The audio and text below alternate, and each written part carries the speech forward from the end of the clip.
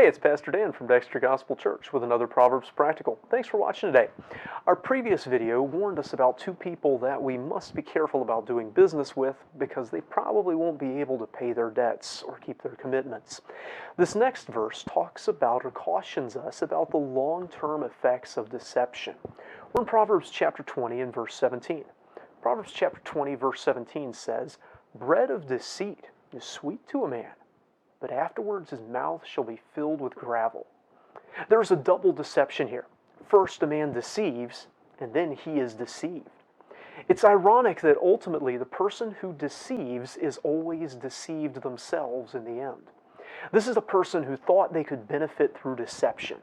They might have even taken pleasure in the deception itself. There's plenty of people who love pulling one over on somebody, or brag about the times they tricked somebody. There are many who take pleasure in getting away with something. And others, they'll rationalize it to themselves, telling themselves that the other person deserved to be deceived or have that thing taken from them by deception. Whatever the motivation, the person is convinced that they can use deception to get this piece of bread, and they're going to enjoy it. And sin always tells us that it's going to be pleasurable, that it'll be fun, that it'll benefit us in some way. So when this person has deceived someone, they chuckle all the way home with their loaf of stolen bread. But then when he sits down to eat it, the fun is gone. Well, not so immediately necessarily, but deception itself always deceives. It never pays off in the end like we thought it would.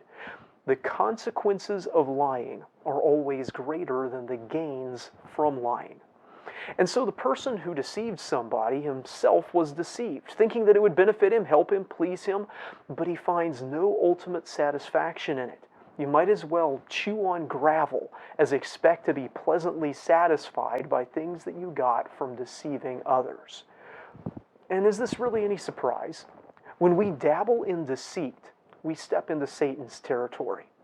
He's the father of lies. He's far more experienced at tricking people than we are, and we are far more vulnerable to it than we realize.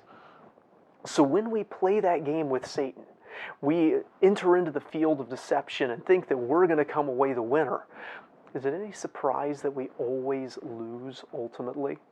We're far better off staying on God's turf, that of truth, that of honesty, that of transparency.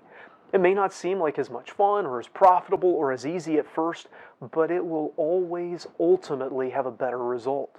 The bread of truth will taste a whole lot better than the gravel of deceit. I hope this video is a help to you. If so, give it a like and subscribe to our channel for more content like it. We'd love to hear from you in the comments, especially if you've got questions about the scriptures or things you'd like us to pray for. And we'd love to see you here in person at Dexter Gospel Church. Until next time, I hope you stay well and live honestly.